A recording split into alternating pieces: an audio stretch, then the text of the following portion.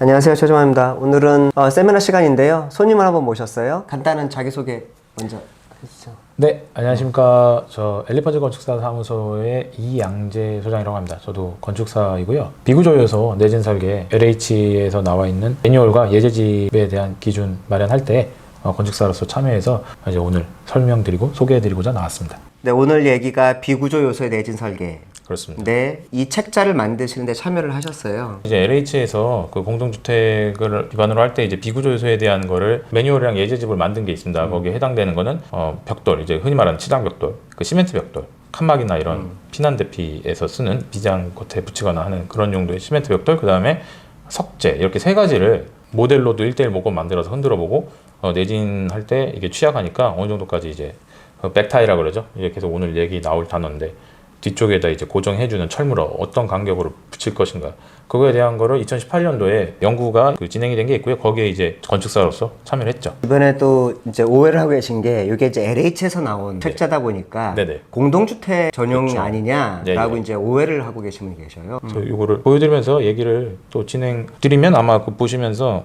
이래서 공동주택이 아니라 일반적인 집에서도 건물에서도 해당이 되는구나 아실 수 있을 것 같습니다. 결론적으로 얘기하면 이거는 전국에 있는 모든 건축물에 적용돼야 한다는 규정이잖아요. 예, 그러니까 뭐 규모가 있는 게 아니고 거기 이제 해당되는 거에 맞춰서 규모랑 상관없이 뭐 지진이 난다고 해서 작은 규모의 벽돌은 괜찮고 이런 건 아니지 않겠습니까? 그쵸. 예. 벽돌 건축이라고 해서 구글에서 이렇게 쳐보면 많이 나와 있죠. 예전에 뭐 그 해외 유수 웹사이트에서도 우리나라 건축물에 대한 특성으로 약간 벽돌 건축이 코리아에 발달돼 있다 뭐 이런 식으로 소개한 것도 제가 얘기해 봤는데 네. 아마 흔히 벽돌을 이렇게 자주 보다 보니 그럼 벽돌에 대해서 우리가 좀 더 그 얘기할 수 있는 부분들이 무엇일까 궁금해하실 것 같은데 그런 부분들에 대한 인식의 전환이 바뀌게 됐던 이유 중에 하나가 이제 경주 지진, 포항 지진. 이제 보시면 지진이 우리나라도 더 이상 안전지대가 아니다. 포항 지진도 마찬가지인데요. 이렇게 쳐보면 벽돌로 인해서 이렇게 그 붕괴라든지 이런 부분이 일부 발생한 게 있고 네.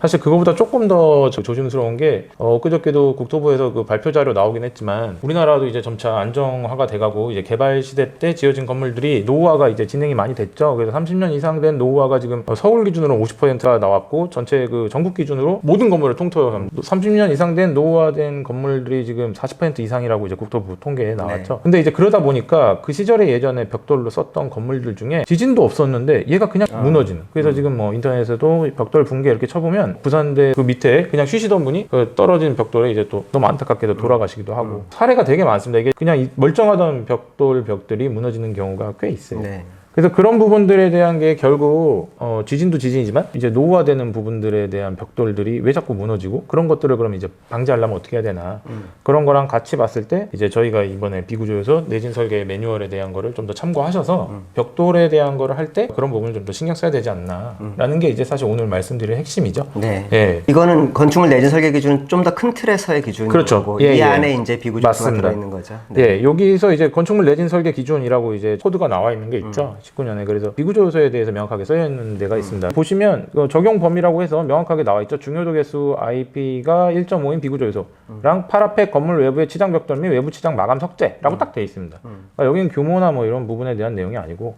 말 그대로 파라펫, 건물 위에 뭐 단독주택도 위에 파라펫 같은 거 벽돌로 쌓기도 했죠, 예전에. 그런 것들이나 건물 외부 치장 벽돌, 외부 치장 마감 석재. 그래서 이제 그 외부 치장 벽돌이랑 석재는 2번 항목에 적용이 되는 거고요. 그 다음에 그 중요도 개수 IP가 1.5다 나와 있는 게 뭐냐면 그 밑에 1번 항목을 보시면 지진 후에도 반드시 기능해야 되는 비구조 요소 또는 피난 경로상의 계단, 캐노피 이런 부분들, 중량 칸막이 벽, 이 부분이 이제 시멘트 벽을 얘기하는 겁니다.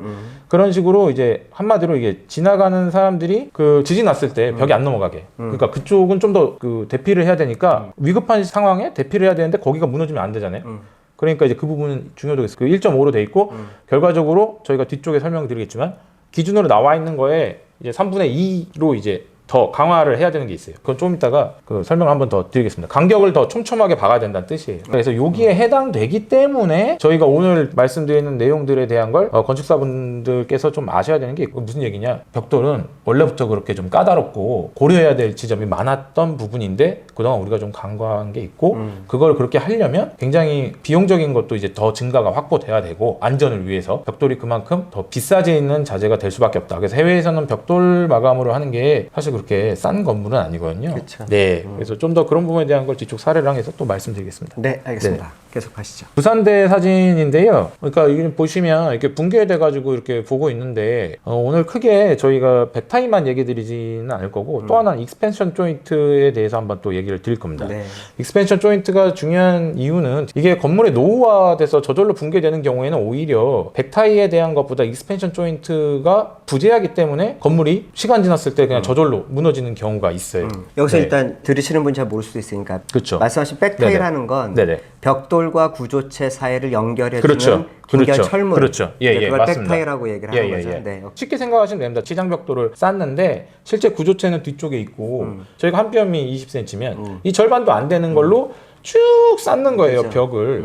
사람이 쌓는 건데 어떻게 이게 정확하게 쌓겠어요? 네. 그럼 조금씩 이동하잖아요. 네. 그러면은 어느 순간에 이게 좀 배가 부른다고 해야 되나요? 이럴 수가 있는 거죠. 그게 이제 좌굴이라고 저희가 보통 하는 건데 그런 부분에 대한 거를 또 막는 역할을 합니다. 그러니까 오케이. 크게 보면 백타이는 내진 설계상에서 횡력이 적용됐을 때, 그러니까 지진 났을 때 흔들린다든지 그거랑 가만히 있을 때 이제 시간 지나면 점점 배부르거나 좌굴이 되는 것들을 막아주는 두 가지 역할을 하는 거고 이 사진으로 봤을 때 이쪽 모퉁이가 깨끗하게 떨어져서 나간 부분을 보면 이렇게 모퉁이가 깍지 끼듯이 벽돌이 돼 있는 게 아니라 그냥 칼로 끄듯이 돼 있어요. 이게 통줄눈이네. 네네. 그리고 이쪽 부분이 지금 크랙이 쫙 가 있는데 이런 부분들이 이제 익스펜션 조인트랑 좀 관련이 있습니다. 뒷부분에 좀 더 설명을 드리고요. 그래서 부산대에서 이렇게 외벽에 붕괴가 있었는데 이게 좀 저희는 이제 건축사 입장에서 보면은 좀 안타까운 부분이 분명히 있는데 26년 전에 이제 이 부분에 대해서 그럼 이거 누가 시공했냐 해서 찾아봤는데 결과적으로 현장 책임자는 수소문했지만 못 찾고 대신에 이제 건축사는 이제 감리라든지 이런 부분에 대한 이름이 남아 있으니까 여기 보면 건축사는 입건이 됐어요. 결과적으로 26년 전에 감리 책임자라고 이제 공사 담당했던. 네. 그러니까 저희가 이게 참 정말 조심스러운데 이제 어쨌든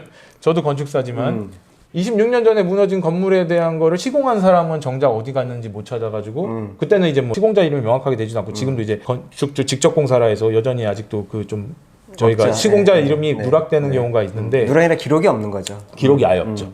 그러다 보니까 거기에 있는 유일한 기록은 감리.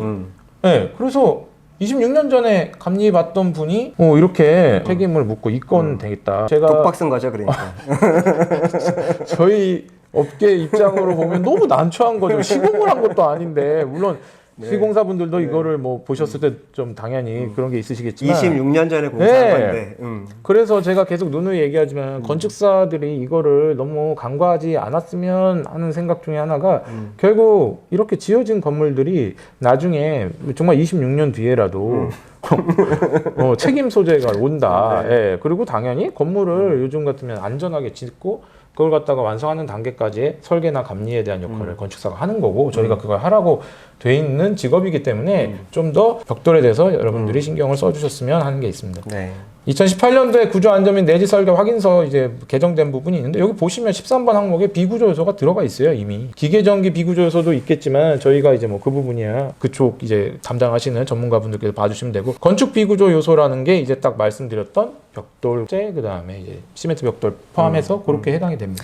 그러니까 관계기술사가 꼭 들어가야 되는 건물 아니면 네네. 요것만 내도 되잖아요. 5층 이하의 네네네네네. 건축물은 이거는 건축사의 사인으로도 나갈 수 있는 거고. 그렇죠. 그러니까 하죠. 건축사가 구조 계산을 하지 않더라도 네네네. 이 확인서를 제출하면은 허가가 나는 건데 네네네. 거기에 보면 비구조 요소에 한 줄이 들어있다는 거죠. 국내에서는 아직까지 벽돌과 석재로만 하고 있지만 원래 비구조 요소에는 이제 유리 같은 것도 사실 들어가야 되긴 합니다. 그래서 장기적으로 이런 부분들에 대한 것도 좀 필요하지 않을까 싶긴 한데 뭐 네. 개인적인 의견이고요. 네. 현재 상황이 그렇습니다. 네. 그래서 이제 이 부분입니다. LH 공동주택 비구조 요소 내진 설계 매뉴얼. 제가 알기로는 어쨌든 국내에서 지금 현재 아까 그 설계 지침에 대한 게 나와 있긴 하지만 그거를 체계적으로 설명해 놓고 거기는 이제 내진 설계에 대한 거를 해라 비구조 요소에 그 내용만 나와 있지 그거에 대한 어떤 매뉴얼 가이드는 없죠. 그래서 그렇죠. LH에서 그런 부분을 이제 하게 된 겁니다. 그래서 현재 이 부분이 이제 나와 있고요. 네. 여기에 참여를 하셨다는 네, 거죠. 같이 그 네. 용역상에서 예, 제가 일부 참여했고요. 네. 그래서 이제 지금 매뉴얼과 예제집 이렇게 두 개가 있고요. 그래서 여기에 대한 제한 규정은 설계 조건이 이런 식으로 되어 있습니다. 결론적으로 말씀드리면 이 내용입니다. 뭐 사실 오늘 요거까지만 보셔도 되긴 하는데 아니에요. 연결 철물 수평 수직 간격이라고 되어 있는 부분이 이게 가장 핵심이라는 거죠. 그러니까 어쨌든. 그렇죠. 벽돌에서는 이게 핵심인데 외부에 치장 벽돌을 쓰는 벽돌에서 이제 저희가 철물의 L형, I형, C형 편의상 이제 모양에 따라 되어 있는데 L형, I형은 단열재가 없는 부분에서 쓰는 거고 C형은 단열재가 있는 부분입니다. 뒤쪽에 그림 나오니까 아마 보시면 아실 거예요. 그걸로 봤을 때 결국 L형, I형, C형 다 상관없이 600에 600 간격으로 보시면 돼요.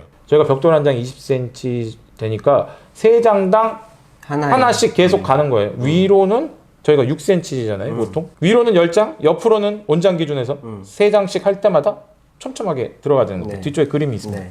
근데 상상해보면 엄청나게 많은 양이에요. 그렇죠. 예. 지금 여기 보시면 빨간색이 저희가 그 뒤쪽에 안 보이지만 네. 벽돌 벽에 뒤에 박아야 되는 이제 백타이라는 겁니다. 그래서 위쪽에 이제 그림이 소개되어 있는 게 여기 L형 아까 말씀드렸던 현장에서 자주 쓰는 거고 이건 한번 그러니까 못을 하나만 쓰면 되니까 좀 편안한 게 있어요. 그래서 아마 현장에서 이거 많이 쓰실 거예요. 보통 그 영어식 표현은 뭐 코러게이티드 플레이트라고 해가지고 여기가 보통 주름이 있습니다. 그래서 이게 딱 물고 안 떨어지게 모르타르 사이에 서서 그래서 그런 식으로 되어 있는 걸로 있고 얘가 L형이라고 부릅니다. 편의상. 그 다음에 이제 두 번째가 그 이제 I형. I형은 L형과 I형은 단열재 없을 때 하는 건데 저희가 L형 같은 경우에 벽돌을 쌓다 보면 벽돌과 벽돌 사이에 줄눈에 L형 그 하부에 니은자가 딱 맞지 않는 경우가 있어요. 그렇지. 예, 그게 사실 그런 경우가 많아요. 뭐 벽돌을 쌓다 보면 이게 정확하게 무슨 자로 잰 듯이 한 게 아니라 사람들이 한 땀 한 땀 쌓다 보니까 이게 좀 안 맞으면 높이적인 문제에서 또 안 되고 연결이 안 되다 보면 당연히 내진 성능이 안 나오니까 그래서 지금 얘는 고정을 위아래에서 두 개를 하고 가운데가 레일링이 돼 있어서 요 지금 고리 형태가 위로 올라갔다 아래갔다 움직여서 벽돌 줄눈에 낄 수가 있게 그러니까 좀 더 안정적이게 만드는 부분입니다. 그러니까 왜 이게 필요하냐면 벽돌 공이 네. 뭘 다 그쵸. 쌓다가 받고 그쵸. 쌓다가 그쵸. 받고 그쵸. 그럴 수 없는 그쵸, 거죠. 그쵸. 예. 한꺼번에 박아야 되니까. 예. 이 뒤쪽에 근데 얘기를 드리겠지만 그게 그 아직도 제가 봤을 때 벽 쌓을 때 가장 큰 어려움인 것 같아요. 일본이나 이런 데서는 벽을 아예 한 층 전체를 미리 다 그냥 다 설치를 해봐요. 이렇게 되면은 감독관이 감독하기가 너무 편해요. 왜냐하면 벽돌 아직 없죠.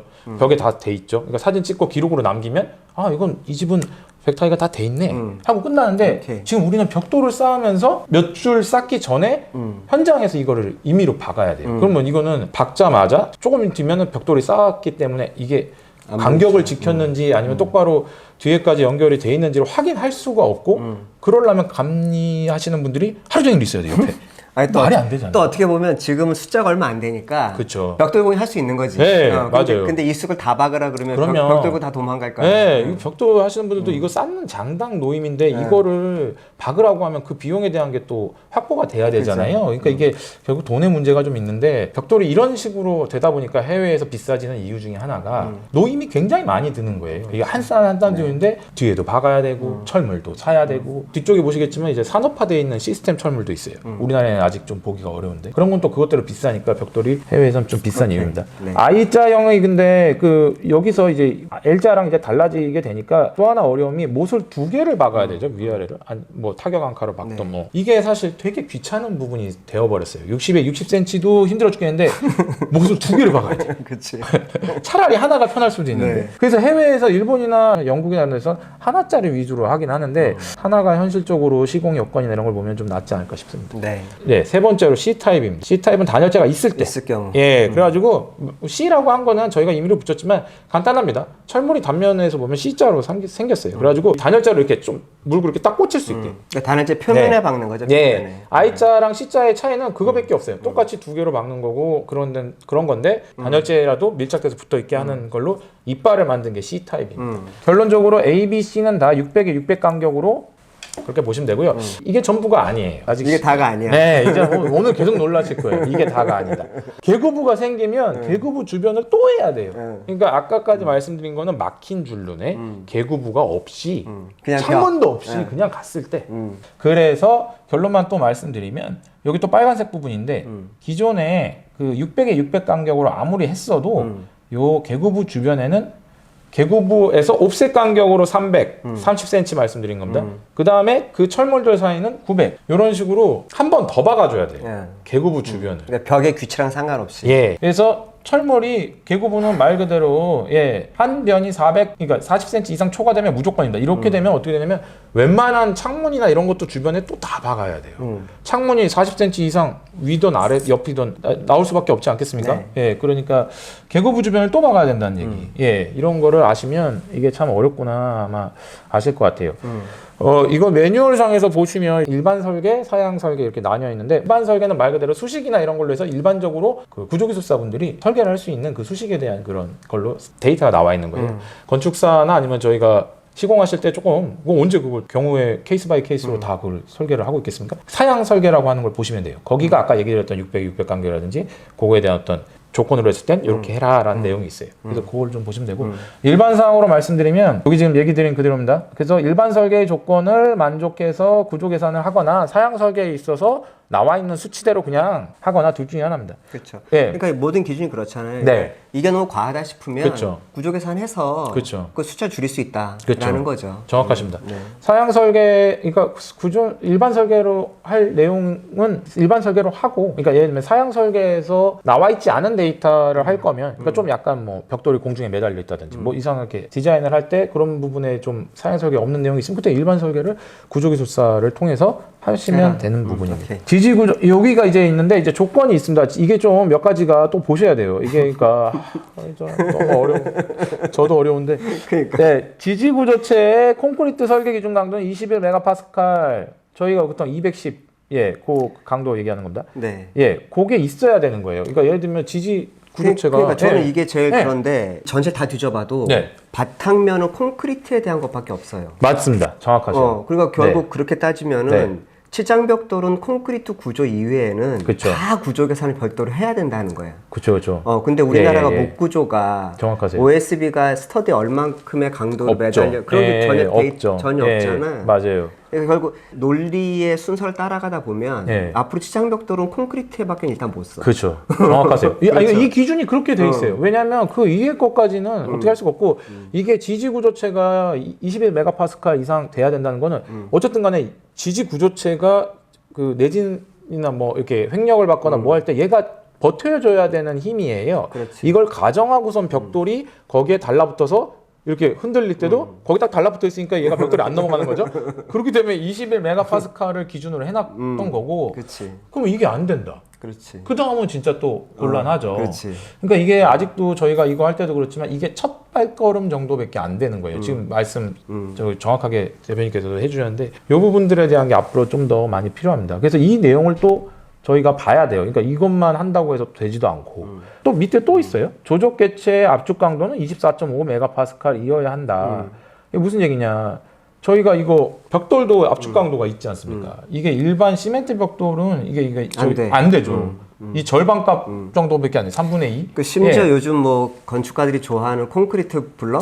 그렇죠, 안 그렇죠. 돼. 예, 정확하세요. 정확하세요. 그러니까 좀 죄송한 얘기인데 그런 벽돌들은 일단 압축 강도가 안 나오는. 이게 지지를 구조체에서 벽돌이 이렇게 달랑달랑 하겠지만 얘네들끼리 또 쭈루룩 쌓여 있다 보니까 위에 있는 애들이 아래를 누르고 그런 것들에 대한 게 있다 보니까 개별 벽돌들도 압축 강도가 일정 강도 이상 나오는 거를 가정을 해야 돼요. 그러니까 지금 이게 갈 길이 참 그치. 많아요. 예. 근데 사실 이런 네. 거 역할이 그러니까 목구조, AAC, 스틸 그런 것들은 네네. 사실 그 관련 단체가 이걸 해결해야죠. 어떻게 보면. 그렇죠. 맞습니다. 그러니까 뭐 우리나라 벽돌 회사들이 조금 더 관심을 좀 가져주면 좋겠어요. 벽돌 한 장당 보통 2kg 합니다. 이거를 하나하나씩 쌓는다는 것 자체가 이미 건물에 있어서는 엄청난 부담이에요. 저희가 외부에 옷을 그렇게 입는다고 생각해 보십시오. 뒤쪽에 조건 또 있습니다. 말씀드린 것처럼 막힌 줄눈에 쌓기는 수직으로 인한 조적 개체들이 4분의 1 이상 어긋나게 뭐 예를 들면 길게 썼을 때도 4분의 1 이상 물려야지 되는 거예요. 안 되면 이거는 힘을 못 받는다라고 생각을 하고 조건을 단 겁니다. 네. 뒷살 보시면 이제 필요한 부분 있죠. L형 연결 철물 하면 뭐 이런 식의 아까 소개해드렸던 내용 I자형이 이렇다, C자형이 이렇다 뭐 이런 내용 나와 있고요. 그러니까 네네. C형이 단열재 막는 건데 네네. 예를 들면 그건 단열재 선시공했을 때고 그렇죠. 단열재 후시공하면 예. 사실 L형도 되긴 되는 거예요. 그렇죠. 그러니까 해외는 그래도 많이 쓰더라고. 맞습니다. 근데 이제 너무 번잡한 일을 네, 하는 거지. 맞아요. 그러니까 먼저 그거를 구조체랑 지지해놓고 그 다음에 외부 단열재 붙여야 되는데 사실상 이걸 관통하라는 얘기밖에 안 되는 건데. 그건 안 되는 거지. 네, 그것도 어렵고 심지어 여기서 보면 단열재도 이거에 대한 최소의 압축 강도가 또 있어요. 표시가. 그러다 보니까 난 거기에 좀 충격 먹었어. 그러다 보니까 일반 또 저희가 흔히 얘기하는 뭐 그라솔이나 네. 이런 쪽에 유리섬유 계통이나 이런 애들은 못 써요 또. 그러니까. 뭐 이게 좀 조건이 많습니다. 그쵸. 사양 설계를 보시면 사양 설계가 아까 말씀드린 것처럼 조금 더 이렇게 수치화돼 있어요. 그래서 그 내용으로 보셔가지고 가시면 훨씬 나을 것 같고요. 그러니까 단열재 두께도 네. 이게 걸려 사실은. 맞습니다. 그러니까 25cm 이하의 압축 강도가 8메가파스칼 이상 되는 것들, 단열재 두께, 그 다음에 단열재에서부터 벽돌 사이, 벽돌에 물리는 것까지 생각하면 30cm 이상을 그 C자형이라고 하는 60cm 간격으로 해야 되는 거 두 개씩 박아야 되잖아요. 30cm 이상의 철사를 그러니까. 난 하라고 해도 못하겠다. 그렇지. 근데 어떻게 보면 이것도 이제 말씀하신 그러니까 앞으로 더 나아져야겠지만 그렇죠. 옹벽에다가 전체 선시공을 해놓고 앵커를 그리고 무기계 단열재로 그 사이사이에 껴놓고 그렇죠. 결국 해외 디테일로 가는 거예요. 그럼요. 결국. 맞아요. 네. 맞습니다. 예, 그런 식으로 가면 될 것 같아요. 근데 어쨌든 말씀드린 것처럼 일이 진짜 많아지는 거예요. 예. 그래서 앵커 하나에도 30cm 철사를 갖다가 두 개를 벽체까지 관통해서 박아야 된다. 60cm마다 이걸 또 해야 된다. 벽돌 쌓는 것보다 이게 더 그렇지. 힘들어지게 힘든 되는 거지. 거죠. 예. 그래서 그게 있고 그 다음에 밑에 보시면 연결철물의 수평 간격은 80cm 이하, 수직 간격 60cm 이하. 이게 무슨 얘기냐면 60에 60 간격으로 저희가 보통 일반적으로 하는데 예를 들면 경우에 따라 그렇게 못하는 경우가 생기면 40cm로 어디를 줄이면 그때 예를 들면 수직을 저희가 40cm로 줄인다. 그럼 아까 60cm에 60cm는 그 60cm를 곱했을 때 0.36 제곱미터. 그게 나오게끔 면적을 만든 거예요. 그러니까 0.36을 저희가 기준으로 생각하면 수평으로 만약에 40cm 간격으로 받게 됐어요. 어찌저찌 한 이유로. 그럼 어떻게 되냐? 수직을 좀 늘릴 수 있다. 네, 근데 그렇게 늘릴 때 그러면 위에가 90cm가 돼야지 0.36이 되는 거잖아요. 그건 안 된다는 거예요. 왜냐면 여기는 80cm 이하로 그러니까 수직 간격은 60cm 그러니까 이하로 해야 된다고 되어 있으니까 안 되는 거예요. 그 반대도 마찬가지. 수직을 만일에 저희가 40으로 했다. 근데 그러면 90cm 이상 폭이 돼야 되는데 지금 80cm 이하로 수평을 하라고 했기 때문에 이것도 안 되는 거예요. 그렇지. 그러니까 가장 크게 보면 그러니까 80cm. 어느 한쪽이 아무리 넓어도 예, 80cm 정확하세요. 넘으면 안 된다는 예, 거예요. 수평은 80cm, 수직은 60cm를 넘으면 안 오케이. 된다. 네. 예, 그 내용입니다. 그래서 이 뒤쪽에 설명이 나와 있는데 아까 말씀드린 0.36에 대한 내용이 이 내용이에요. 석재를 또 말씀드리겠는데 석재는 상대적으로 조금 벽돌보다는 훨씬 안전도가 있죠. 가장 큰 이유는 이제 벽돌은 아래 거에 위에를 쌓고 그 위에 또 쌓고 또 쌓고 이렇게 해서 쭉 하중이 아래로 물리는 구조면 얘는 말 그대로 벽에 붙는 거잖아요. 석재는 석재 판넬 하나하나가 벽에 붙어 있기 때문에 상대적으로 강해요. 네. 예. 그리고 단위 중량도 작고. 예, 맞습니다. 벽돌보다. 그래서 여기도 어쨌든 설계 기준 강도라든지 이런 부분에 대한 건 뭐 21메가파스칼이다 이렇게 나와 있고요. 그래서 석재는 사실 기존에 저희가 하던 방식으로 했던 거가 거의 뭐 크게 문제는 없는 것 같아요. 근데 여기도 이제 사이즈에 대한 거라든지 이런 게 있습니다. 그래서 그 내용을 이제 드릴 거고요. 다음은 네. 반드시 핀접합이 그러니까 네. 홀해서 네네네. 돌을 물려야 되는 그쵸. 거지. 네. 민간에서 하듯이 에폭시만 바로 절대 안 되죠. 절대. 응. 에폭시 절대.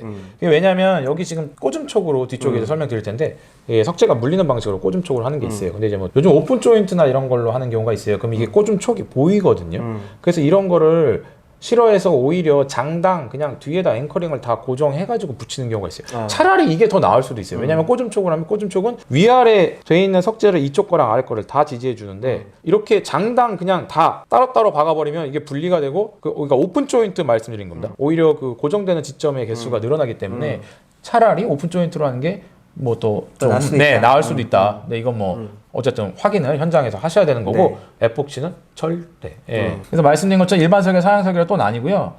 이 꽂음촉에 대한 L형 앵글로 했을 때 저희가 하는 방식을 설명을 드린 겁니다. 그래서 아까랑 똑같이 얘기를 드리는 부분에서 두께 3cm, 두께 5cm에 대한 석재 패널을 했을 때 마찬가지 면적 개소당 몇 개가 들어가야 되냐. 예를 들면 뭐 1.3 제곱미터의 석재 면적 이하짜리에 4개가 설치해야 된다. 이 꽂음촉이 적어도.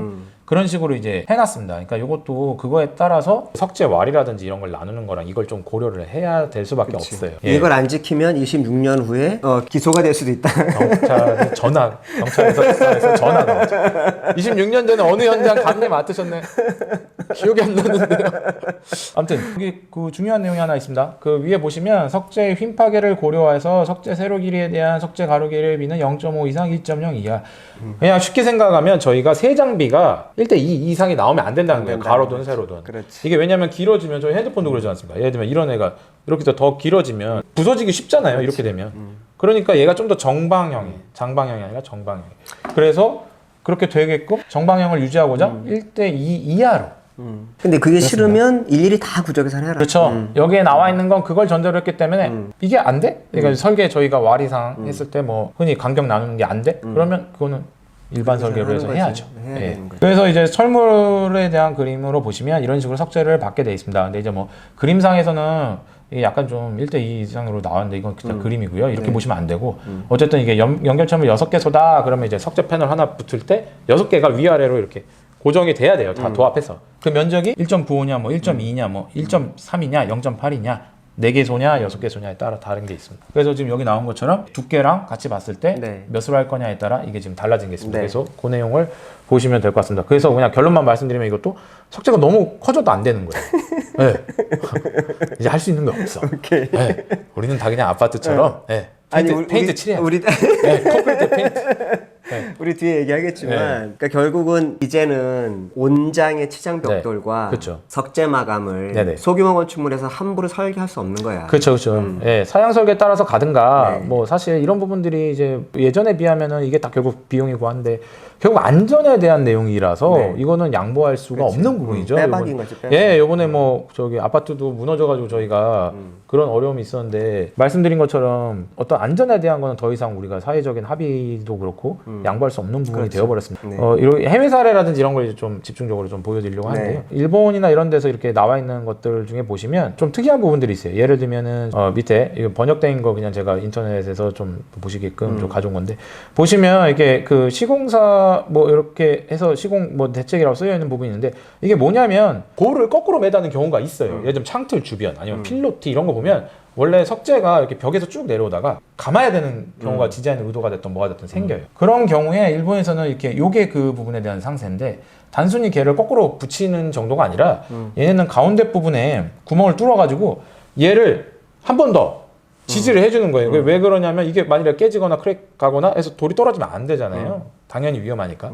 그래서 가운데서 이렇게 잡아주고 그 다음에 여기 바탕도 FRP 뭐 보강이라 해가지고 이 면을 한 번 더 잡아주는 거죠. 접합유리처럼. 접합유리처럼. 깨져도 떨어지진 않게. 핵심은 명확합니다. 깨져도 떨어지진 않게. 그러다 보니까 우리는 사실 근데 석재 이렇게까지 안 하거든요. 그리고 이게 거꾸로 매다는 거 시공 보시면 아시겠지만 사실 앵커링 하기도 쉽지 않아요. 맞아. 이게 옆에가 이렇게 창틀 주변 이렇게 생각해 보시면 옆에가 돌이 벽으로 갔어요. 그럼 위에 이걸 어떻게 무슨 파르테논 신전도 아닌데 위에 얘를 어떻게 거꾸로 매달겠어요? 그러니까 이 벽돌 그러니까 벽돌이 아니라 양쪽 돌 위에다 그냥 얹혀 놓는 정도? 아니면 그냥 이렇게 아사무사? 그러니까 명확하게 이게 지금 걸어놓는 거지 지금. 진짜 위험해. 지금 걸어놓는 거지. 이런 석재가 진짜 위험해. 근데 우리는 이런 부분에 대한 게 좀 없는 거지. 저희가 이번에 내놓은 기준에도 이 부분까지는 못했어요. 없는 거지. 이런 거는 정말 말 그대로 그냥 저건 위험하다. 이것 만약에 지금 들어갔으면 지금 현업의 건축사는 20년에 다 기소야. 그렇죠. 제가 늘 말씀드리지만 제가 이 연구를 끝내고 석재도 쓰면 안 되겠다, 벽돌도 쓰면 안 되겠다. 농담이고요. 이런 부분에 대한 걸 좀 더 앞으로 고민해야 되는 부분이 있습니다. 그리고 이제 뭐 아까 얘기 드린 것처럼 피난 경로상에서 저희가 그 필로티라든지 이런 쪽에서 일부 벽을 콘크리트 벽이 아니라 시멘트 벽돌로 하는 경우가 있죠. 그러다 보니까 그런 부분들에 대한 거를 저희가 같이 해놓은 겁니다. 근데 여기서 정말 중요한 부분이 하나 있어요. 여기 지금 노란색 부분인데 사양 설계를 적용하기 위해서는 조적 벽체의 두께는 0.5mm를 초과를 해야 되는 거죠. 그래서 이제 90mm, 그러니까 지금 나와 있지만 조적벽 두께가 미장 마감을 제외하고 실제 조적에 대한 그 벽돌의 두께가 기본적으로 9cm, 그러니까 초과 9cm를 넘어가는 애들이 기본적으로 돼야 된다라는 게 사양 설계 내용이에요. 그러니까 이 글의 취지는 비록 90mm 이상이라고 조금 헷갈릴 수 좀 있는데, 이상하게 나왔지만 이 문서의 의도는 0.5b는 안 된다라는 거지. 0.5b는 저희가 진동대 실험이라고 이제 바닥에다가 판을 만들어 놓고 이제 똑같이 1:1 모급으로 만들어서 흔들어서 데이터를 해보면 0.5b로 그냥 쌓아가지고 시멘트 벽돌 이렇게 해서 한 거는 결과가 안 나오더라고요. 그냥 높이랑 상관없이 안 나와요. 그래서 피난 통로 주변에 0.5b로 시멘트 벽돌을 쌓는 건 일단 상식적으로 안 된다. 안 되는 거다. 그런 내용이 있고요. 그거랑 별개로 미장에 대한 효과는 있더라고요. 또 그래서 이게 그냥 시멘트 벽돌로 저희가 하는 게 아니라 표면을 어쨌든 미장 마감을 제대로 반질반질하게 안 해더라도 어느 정도 이렇게 미장 마감을 하면 이 흔히 말하는 떡밥이 모르타르가 잡아주는 효과가 있어요, 분명히. 그래서 그걸로 해서 예를 들면 이쪽에 나와 있지만 그 쓰러짐을 방지하려는 쪽에는 미장 마감이 있는 거를 좀 더 권장을 해서 그렇게 하는 부분을 얘기를 지금 하고 있습니다. 아, 네. 네, 그래서 결론부터 말씀드리면 피난 통로에 쓰는 시멘트 벽돌은 0.5mm는 안 되고 어쨌든 그 이상으로 하게끔 하거나 아니면 뭐 저희가 수벽을 내려서 하든 뭐 콘크리트로 그걸 대체를 하든 어쨌든 간에 두께를 더 확보를 하거나 강도를 확보해야 되는 게 있고요. 거기에 벽돌로 어쨌든 하게 되면 거기는 이제 미장 마감을 해야 된다. 그걸 추천한다는 내용이 있습니다. 많은 부분에 이제 다들 느끼시겠지만 천장 속에 보시면 이게 지지가 벽돌이 위에까지 딱 안 되는 경우가 대다수예요. 뭐 아시잖아요. 뻥꾸 그냥 구멍 뻥 내가지고 파이프 지나가고 뭐 이런 게 너무 많아서 그런 것들에 대한 거를 만일에 설계자가 초기에 인지하지 못할 때는 좌우라도 이렇게 벽체가 고정될 수 있게끔 반드시 좀 조치를 취해야 된다는 내용이 있고요. 네네. 그래서 일단은 여기 지금 나와 있는 내용들은 사면으로 다 지지가 된다는 가정하에 돼 있습니다. 아, 그럼 여기 이제 그 예시네, 예시. 네. 그래서 예시. 앞으로 보면 뭐 이렇게 프레임이 예를 들면 사면 그러니까 바닥은 이미 돼 있고 이렇게 디귿자 엎어놓은 것처럼 주변에 돼 있다. 보랑 기둥이. 그럼 거기에 그냥 꽉 들어가가지고 여기도 또 40cm 간격으로 보통 돼 있지만 40cm 간격으로 이렇게 다 박아줘야 돼요. 기둥이랑 벽돌 사이 그 다음에 벽돌이랑 근데 정말 까다로운 거죠. 이렇게 지지를 하더라도 0.5B 쌓기는 안 된다는 거지. 그렇죠. 안 되죠. 예.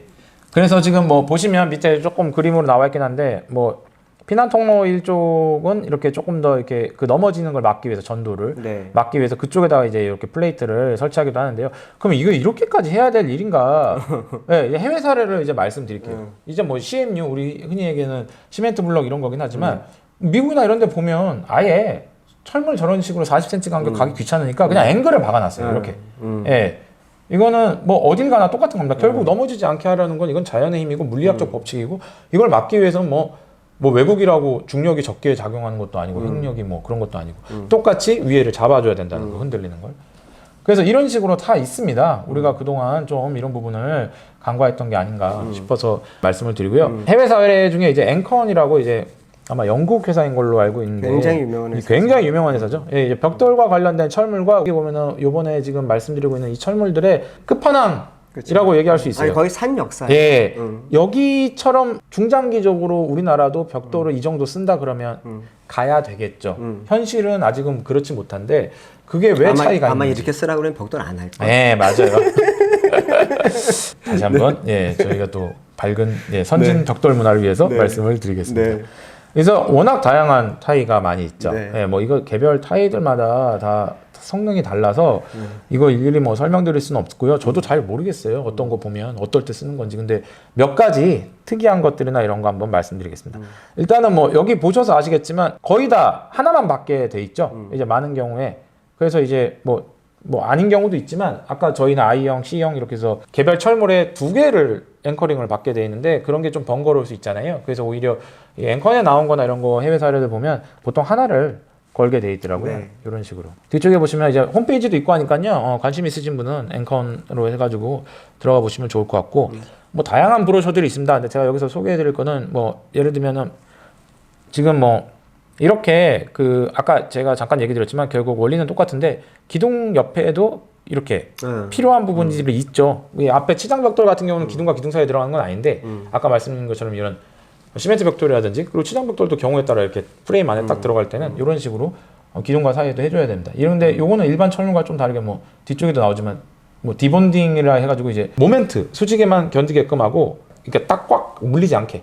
예, 얘가 좀 약간 플렉서블하게 하는 게 있고 이런 거는 이제 뭐 대표님도 보셔서 바로 아시지만 이런 거 이제 열교라든지 이런 걸 좀 줄이기 위해서 이게 저 쌓여 있는 그런 부분에 그게 있고 뭐 여기도 마찬가지고요. 줄줄이 이제 뭐 계속 나옵니다. 그래서 다양한 벽들이 있는데 이런 벽들을 그냥 우리가 보면 아 우리나라에서 쌓는 벽돌이랑 외국 벽돌이랑 뭐가 다른가? 이 안이 다른 거죠. 겉에서 봤을 때는 이렇게 생겼는데 안에를 보면 우리는 철물이라든지 아니면 이런 부분에 대한 게 아직 좀 상대적으로 덜 발달돼 있고 얘네는 시스템화가 돼 있고 그거를 공장에서 아예 제작해서 가져오죠. 아까 말씀드린 내용들에 대한 철물들의 사례가 좀 있고 여기서 한번 보시면 여기 지금 노란색이 글씨가 좀 작아서 안 보이시긴 한데 아까 제가 계고부 주변으로 할 때 추가 철물에 대한 거를 옵셋으로 했을 때 계고부에서 30cm 거리 내에 90cm 간격으로 가라고 추가적으로 치장 벽돌 말씀드렸잖아요.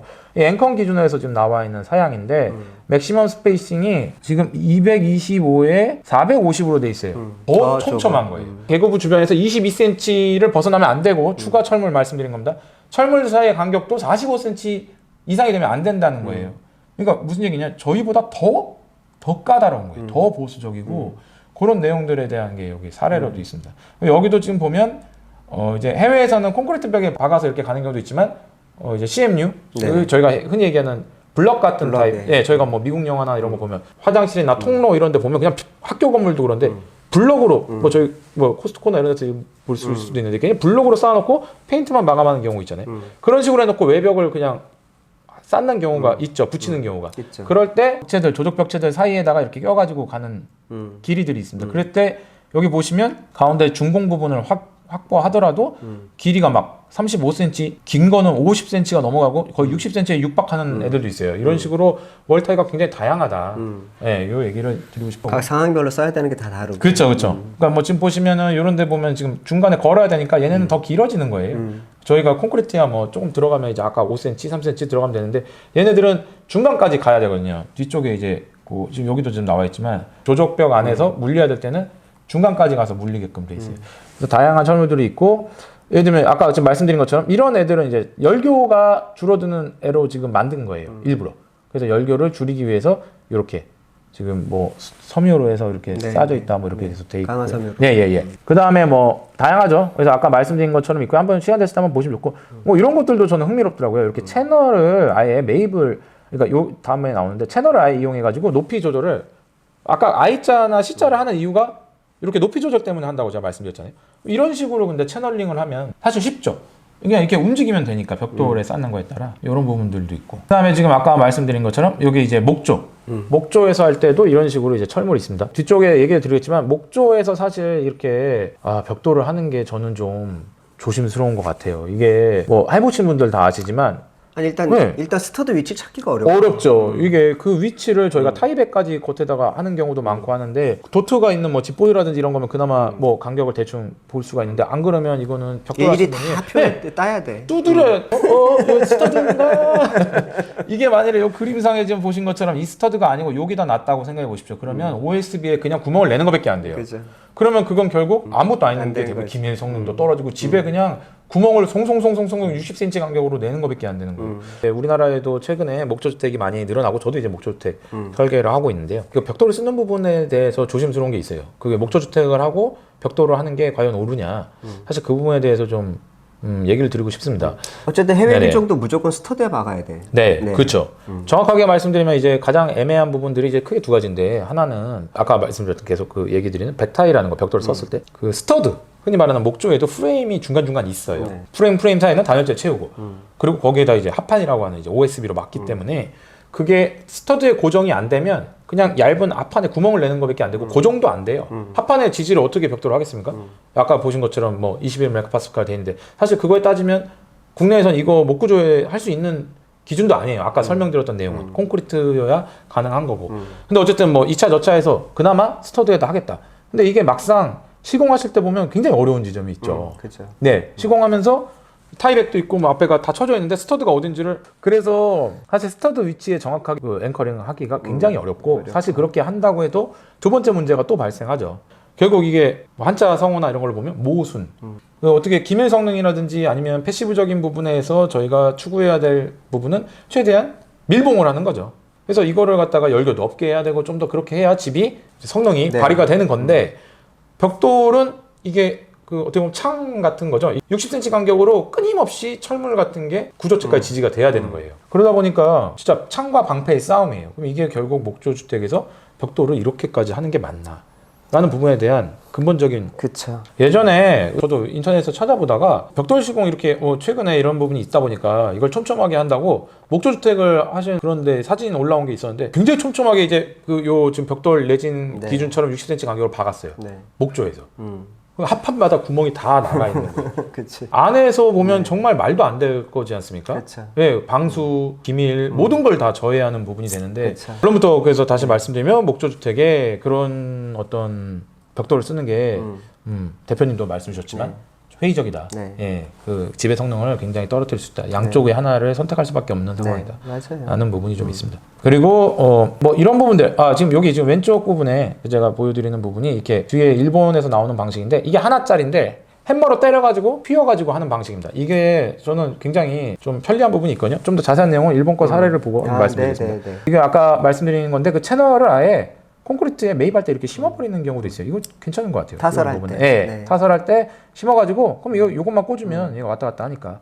이것도 뭐 60cm 간격으로 꽂으려면 쉽진 않겠지만 그래도 일이 굉장히 편할 것 같긴 해요. 이거 보는 순간. 얘네들도 인건비가 계속 올라가니까. 그렇죠. 예, 결국 건설 환경에서 인건비는 무시할 수 없는 부분이 여전히 있고 올라가는 것만큼 그만큼 또 합리적으로 개선해야 되는 부분이 있겠죠. 이게 아까 말씀드린 것처럼 수직 모멘트에서 이제 대항할 수 있게 그 부분에 대한 걸 열어놓은 저희 이제 디본딩이라고 해서 약간 고무 캡 같이 씌워놓은 거죠. 그래서 이게 플렉시블하게 움직이는 이런 식으로 다양하게 있습니다. 예, 이걸 소개해드린 부분이 이제 그런 내용이 있고요. 철골에도 이렇게 할 수 있게 철골에 이제 보시면 지금 망치로 갖다 때려가지고 이렇게 끼워서 할 수 있게끔 다양한 방식이 돼 있어요. 이게 철골 같은 경우는 막상 또 거기다가 하려면 용접으로 또 막 지지고 막 하는 경우가 있는데 그럴 필요 없이 이런 식으로 돼 있죠. 그래서 여기도 뭐 보면 논 드릴링 픽처 픽싱이라고 드릴을 뚫지 않고 할 수 있다. 간단하게 이렇게 소개가 돼 있고요. 예, 아까 얘기해 드린 것처럼 벽이 싸서 조적벽에 가다가 위에 이제 보라든지 이런 거 만날 때도 고정으로 할 수 있는 애들이 중간중간에 이렇게 있고요. 뭐 다양한 방식들이 있습니다. 철물은 볼 때마다 부러워. 그러니까요. 네. 이건 타이 부분을 이제 어떻게 연결할 때 이렇게 지금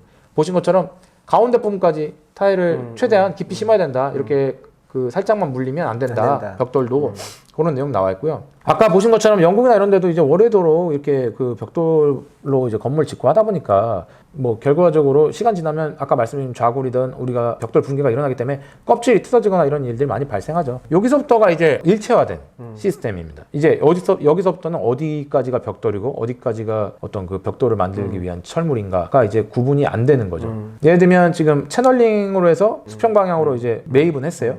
거기에 이런 식으로 이제 걸고 요 밑에 덜렁덜렁거리는 애가 사실상 가져와가지고 밑에서 볼팅으로 꽂는 애예요. 현장에서 이렇게 볼팅만 꽂으면 끝나게끔 돼 있어요. 여기 설명이 뭐라 돼 있냐? 가볍다, 산업화돼 있고 뭐 그냥 프리캐스트 콘크리트에다가 그냥 이렇게 하기가 너무 쉽고 메카니컬 리프팅이 따로 필요 없다. 이거 실제로 하려면 엄청나 우리가 하는 방식으로 하면 이거 다 에폭시 본드로 붙이고 에폭시 본드로 붙이고 뭐 그러고 있는데 이거 보셔서 아시지만 이게 밑에서 봤을 때 벽돌 모양으로 돼 있지 실제로는 이렇게 굉장히 얇게 니은자로 형태로 돼 있고 속이 비어 있는 거죠.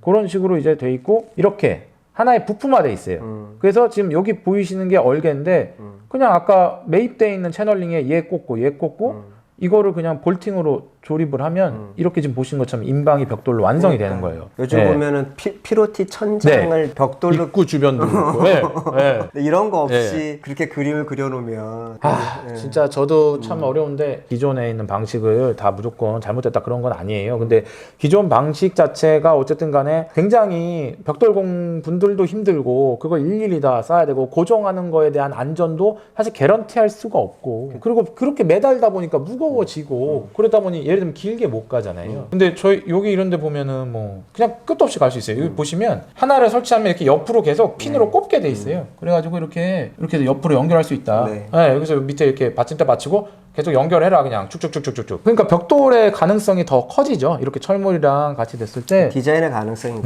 맞습니다. 그래서 뭐 이런 부분들에 대한 게 같이 이렇게 나와 있습니다. 그러다 보니까 이게 막 겉에서 보면 똑같은 벽돌이에요. 우리네 벽돌이나 뭐 영국에 쓰는 벽돌이랑 똑같은데 안에 까보면 달라. 가볍고 경량화돼 있는 거가 돼 있으니까 훨씬 장스팬이라든지 벽돌 가는 데 있어서 어려움이 없는 거예요. 얘가 자중이 줄어드니까. 그리고 그거를 그냥 구멍만 뚫어가지고 현장에서 쉽게 설치하기가 너무 쉽다. 볼트만 꽂으면 된다 현장에서. 그런 식의 내용이 돼 있거든요. 그래서 다양한 시스템이 있어요. 이렇게 볼트 꽂고 이렇게 꽂고 모양도 다르고 심지어 그냥 저희가 벽돌을 그냥 천장에다 다 깔 수도 있어요. 이런 식으로. 왜 안 되겠어요? 이거 얇게 해가지고 실제 벽돌도 아니고 밑에서 보면 벽돌 느낌 나게 만든 거고. 이런 식으로 해야 수십 년이 가도 전화가 안 오죠. 벽돌이 하여튼 그렇습니다. 그래서 너무 다양한 방식들이 있죠. 이런 데도 보면 이제 이렇게 비어 있죠. 비어 있어서 인방 부분이 가장 하중적으로 취약하고 하니까 비어 있고 그런 애들이 갖다 그냥 꽂을 수 있게 이런 식으로 지금 돼 있어요. 그래서 이런 것들을 보면 여기가 지금 스텝 1 이렇게 해서 설치하고 사람이 심지어 사람이 손으로 들고 있어요. 저는 우리나라 벽돌 회사들의 사실 고부가 가치 가능성을 이쪽에서 보고 있습니다. 사실 많은 경우에 이제 요즘 고벽돌 약간 유행이 조금 지나긴 했지만 중국에서 있는 벽돌 같은 거 잘라가지고 그냥 되팔거나 아니면 뭐 얘기해 드린 것처럼 그 재료적인 거에서 이제 뭔가 다변화를 하려고 하지만 그건 좀 현실적으로 한계가 있는 것 같아요. 뭐 그거가 나쁘다는 뜻이 아니라 그것도 중요한데 그거 가지고는 이제 부가가치를 높이기에는 어려움이 있고 차라리 이런 벽돌과 철물이 결합되면서 하나의 시스템으로서 벽돌 회사가 앵컨이라든지 이런 식으로 저희가 얘기하는 회사들처럼 중장기적으로 벽돌에 대한 사람들의 수요와 애착은 아직까지도 있고 앞으로도 분명히 있을 테지만 그런 부분들에 대한 걸 좀 시장으로 흡수하는 게 어떨까. 근데 참 어려운 게 네. 벽돌 회사가 이 비구조 요소의 그렇죠. 내진 설계를 먼저 얘기하는 회사가 우리나라에 그렇죠. 없었죠.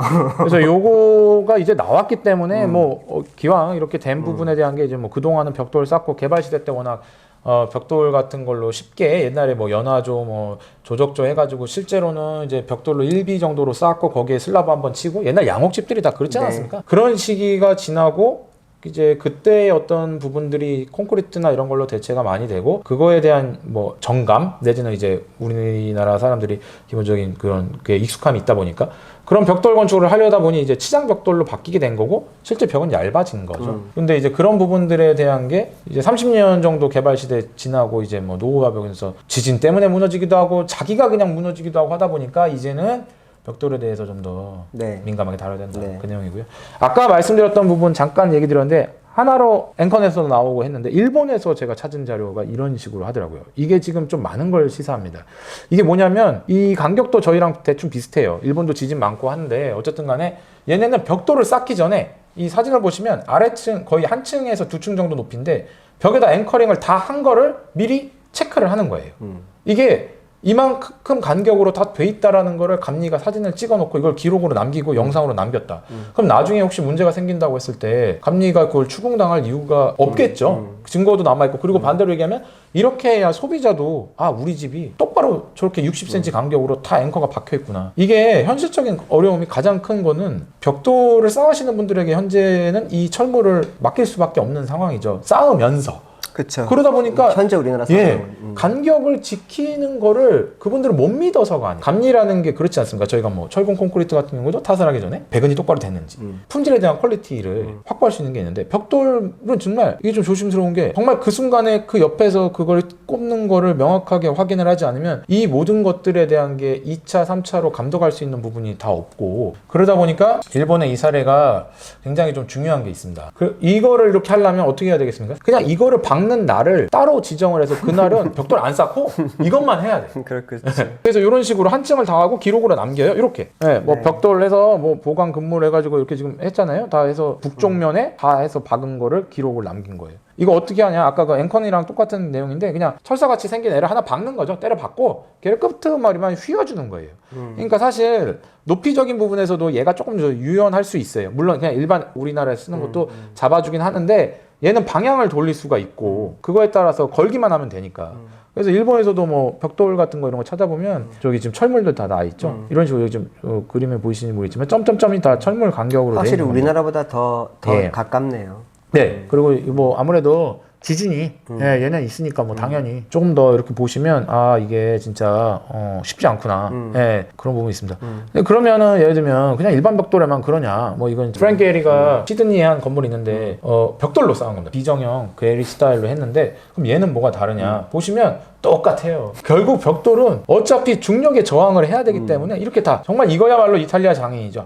하나하나 60에 60도 아니야 이거는 심지어 뒤쪽에 보시면 줄줄이 그냥 논문을 제가 찾아서 보면 이런 식으로 지금 보시면 경사면 보이십니까? 한 줄당 그냥 쫙쫙쫙쫙쫙 벽에다 다 꽂아서 가고 그런 애들이 다 가는 거예요. 이렇게 다 잡아주고 이렇게 위에를 아예 걸기 편하게 홈을 팠어.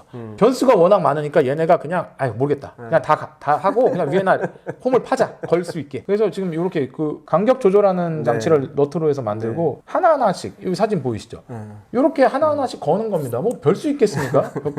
그러니까 이게 요거 할 때 그 정말 그 저기 그 동영상으로 봤을 때 인상적인 게 있는데 이게 굉장히 어쨌든 벽돌이라는 게 옛날 뭐 진짜 오래된 인류의 어떤 건축 문화와 함께 오래된 재료잖아요. 그쵸. 옛날 로마 시대 그 이전서부터 되고 했는데 이런 부분에서 벽돌이 가지고 있는 그 어떻게 보면 전통적인 방식으로 이제 쌓아가는 지금도 유효하다는 거예요. 아무리 비정형이든 뭐든 뭐 첨단이든 계리든 뭐 그게 다 필요 없이 그래서 그 동영상에 보면 마지막에 이 집에 이렇게 마감을 할 때 이 벽돌 쌓는 벽돌 장인들이 셀레브레이션 하면서 다 쌓고 셀레브레이션 하면서 자기들끼리 막 축하하고 하는 장면인데 되게 뿌듯해하는 거예요. 그래서 자기들은 약간 좀 전통적으로 봤을 때는 요즘 우리가 맨날 디지털 뭐 3D 프린팅 뭐 이런 거 하면은 벽돌이라는 거 하면 어떻게 보면 약간은 옛날 방식 같고 전통적으로만 느껴지는 게 있는데 오히려 가장 비정형적인 건물도 결국 벽돌로 완성할 때는 별 수 없다.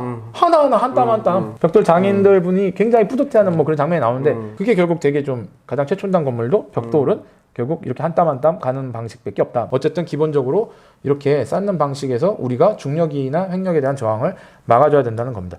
이거는 그 테이트 모던 저희 뭐 저기 영국에 있는 헬조고 앤드 뮤롱이 한 건데 이 벽돌 뭐 다를 게 없습니다. 똑같습니다. 이런 벽돌 이렇게 보면은 뭐가 다 그냥 벽돌 하나다 이렇게 그냥 다 꽂아가지고 뭐 다를 게 없어요. 근데 이런 비정형이라고 뭐 무슨 수가 있겠습니까? 중력은 똑같이 받는 건데. 자, 영롱 쌓기 들어가겠습니다. 저희가 영롱 쌓기 요즘 많이 하죠. 엄청 해요. 구멍이 뽕뽕뽕뽕 뚫리는 거예요. 결론부터 말씀드리면 아까 앞에 말씀드렸던 모든 매뉴얼과 이런 거는 이제 막힌 줄눈을 대상으로 했고 영롱 쌓기는 애초에 해당이 없어요. 거기에는. 철물 같은 거를 어떻게 하고 이런 것들에 대한 게 없어요. 그러다 보니까 굉장히 저희가 영롱 쌓기를 쉽게 하고 계시지만 또 이게 간단하게 해서는 티가 안 나니까 높이도 높아. 영롱 쌓기를 보통 하면 막 커튼을 앞에다 두시기도 하고 하는데 그거를 정말 구조적인 부분이라든지 아니면 실제 그거를 해 나가는 방식에 있어서 약간의 저는 의구심이 있습니다. 그거를 아니 얼굴 표정은 약간이 아니잖아요, 의구심이. 조금 많이 있습니다. 제발 이번에 이런 거 보시고선 영롱 쌓기 할 때 이런 내용을 좀 고민을 하겠다라고 보시면 좋겠어요. 일본에 있는 사이트 저희가 가서 본 건데 그러니까 형태는 비슷하죠. 우리도 저렇게 십자가 모양도 내고 뭐도 내고 하는데 여기서부터 이제 좀 그거에 대한 실제 속사정을 보면 다른 거죠. 예를 들면 벽돌 자체가 일단 달라. 그치. 예. 저희가 벽돌 한 장당 일반적으로 쓰는 게 2kg, 벽돌 한 장이 2kg인데 그게 보시면 위에서 보면 꽉 차 있어요. 구멍이 거의 없다시피 하죠. 그런 거를 영롱 쌓기 재료로 쓰기에는 쉽지가 않죠. 영롱 쌓기를 하려면 지금 그러니까 얼만큼 물리느냐의 디자인의 의도에 따라서 벽돌이 다 달라. 그렇죠. 그런 거죠. 이쪽에 보시면 지금 요 가운데 고정하는 봉 사이즈가 있어요. 심지어 지금 5cm짜리 파이로 3.2T 두께로 2.3T 두께로 해가지고 봉관이 이렇게 들어가야 되는 거예요. 그렇게 들어가려면 구멍이 나야지 들어가죠. 그쵸. 그러니까 이렇게 뭐 다양하게 해요. 뭐 우리나라에도 볼 수 있겠다. 근데 여기 벽돌 보시면 벽돌이 조금씩 뭐가 달라. 그죠? 이런 부분들이 있어야 가능한 겁니다. 왜냐하면 흔들어서 제낄 때 안 넘어가야 되니까. 그래서 사양사나 이런 걸 보면 그런 부분들에 대한 게 확보가 안 되면 애초에 영롱 쌓기를 못하게 돼 있죠. 보시면. 그렇지. 오른쪽 이제 요게 핵심인 거죠. 벽돌이 그래서 일반 저희도 벽돌 회사들이 단순히 재료적인 거나 색깔에 대한 걸 떠나서 이런 다양한 벽돌들을 좀 제공을 했으면 좋겠어요. 그리고 그거랑 영롱 쌓기에 대한 것도 하나의 시스템으로 가져가서 하면 어떨까 하는 생각이 있습니다. 이게 좀 자세하게 뭐 이제 나올 텐데 막힌 줄눈 할 때도 뭐 이렇게 다양하게 이제 아까 보신 것처럼 이제 벽돌에 대한 구멍이 다양하다 보니까 단순히 백타이로만 하지 않고 이렇게 우리가 뭐 예전에 지금 요거는 이제 저 벽돌 속에 들어가 있어서 안 보이긴 한데 저희가 유럽이나 이런 데 가서 보면 건물 바깥에 이렇게 철물이 십자 형태나 일자 형태로 이렇게 나온 게 있어요. 뭐냐면 아까 말씀드린 벽돌 좌구를 안 되게 하려고 그냥 조인 거예요. 잡아가지고 철물 조인 거예요. 그런 방식으로 벽돌에 이제 내부 구멍이 다양하다 보니까 그런 식으로 고정하기도 하고 이런 식으로 이제 벽돌을 영롱 쌓기 하고 흔들어 제끼는 거예요. 지진에 문제 없다. 이렇게 하고 다 팔아야 고부가 가치 아닌가요? 이걸 현장에서 알아서 하게끔 맡기는 건 좀 한계가 있죠. 그래서 동네 여염집도 일본에서는 담장 쌓을 때 지금 보시죠, 두께. 이거 쇠 파이프가 이 정도 두께는 들어간다. 이 정도로. 저 솔직히 국내에서 영롱 쌓기 할 때 이렇게 정도로까지 해서 하는 경우 거의 못 본 것 같습니다. 이렇게 하려면 벽돌 사이즈를 바꿔야 되고 그냥 철근 있죠, 철근. 이형 철근. 그리고 더 중요한 건 이 봉이 중요한 게 아니라 봉이 위아래에 밀착이 돼서 거기서 또 달라붙어 있어야 돼요. 그래서 그걸 어떻게 하고 있는지 봤더니 여기 이제 그 도면이 나오는데 뒤쪽에 좀 더 자세하게 나올 겁니다. 이런 식으로 이게 그러니까 쭉 쌓다 보면은 예를 들면 2, 3층까지 올라가려면 봉을 2, 3층까지 막 쭉 해서 올리면 얘가 또 흔들릴 거 아니에요. 이게 말이 안 되잖아요. 그러니까 중간에 슬라브 쪽이나 이렇게 안쪽으로 연결을 하되 또 밖에서 보면 영롱 쌓기는 계속 이어진 것처럼 보이게 하려고 여기 지금 도면이 있는데 또 있는 거죠. 예, 뒤쪽 부분으로 붙은 겁니다. 그래서 거기서 나사산을 따로 깎아가지고 여기서 연결을 하면 또 이렇게 봉이 더 늘어나는 거죠. 그렇죠. 그러니까 저희는 봉을 이렇게 하려면 현장에서 제작해서 뭐 용접을 하고 막 이래야 되는데 그게 아니라 연결하는 게 계속 나사로 이게 딱 있는 거예요. 그러니까 이 도면이 좀 해상도 떨어져 죄송합니다만 뭐 이렇게 지금 연결이 돼 있는 부분에서 이렇게 뭐 그림만 보시면 아시겠죠. 이렇게 해서 먼저 벽돌 쑥 쌓고 한층 높이 되면 여기서 나사산을 따로 심어주는 애들로 해서 옆으로 연결돼가지고 슬라브 쪽이나 지지를 하고 있는 거예요. 어딘가에 또. 그 다음에 이 봉을 꽂으면 다시 여기서 또 한 층을 또 쌓을 수 있어요. 이런 식으로 가는 거죠. 그래서 벽돌에 대한 거를 우리가 영농 쌓기를 너무 쉽게 생각을 하시는 것 같은데 영농 쌓기가 진짜 위험합니다. 아까 그냥 일반 막힌 줄론에서도 그런 식으로 저희가 까다롭게 굴었는데 영농 쌓기에 대한 건 사실상 그거에 대한 개런티를 할 수가 없어요.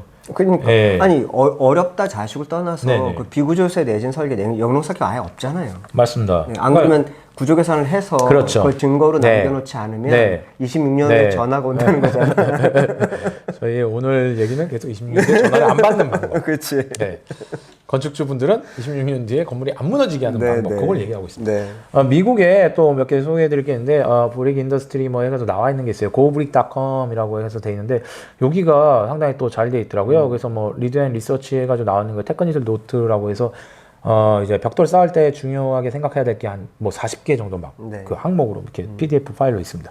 다양하게 있어요. 뭐 그 날씨 기후랑 이런 것도 있는데 오늘 주제에 대한 걸로 봤을 때는 이제 18번 Accommodating Expansion of Brick Work 해가지고 이게 또 한 단계로 지금 오늘 말씀드릴 내용으로 넘어갔는데 처음에 그 건물 무너질 때 오래된 노후된 건물들이 왜 무너질까 그건 백타이에 대한 문제도 물론 있겠지만 그거보다 익스펜션 조인트가 우리가 너무 강구하고 있다라고 얘기를 들었는데 그 내용입니다. 네. 사실 이 내용은 오늘 말씀드린 내진 설계랑 사실 상관이 없어요.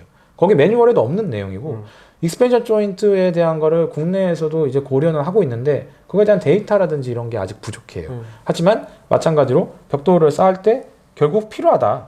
그 내용을 드린 겁니다. 그래서 이건 나중에 다운받아서 한번 보셔도 좋은데요.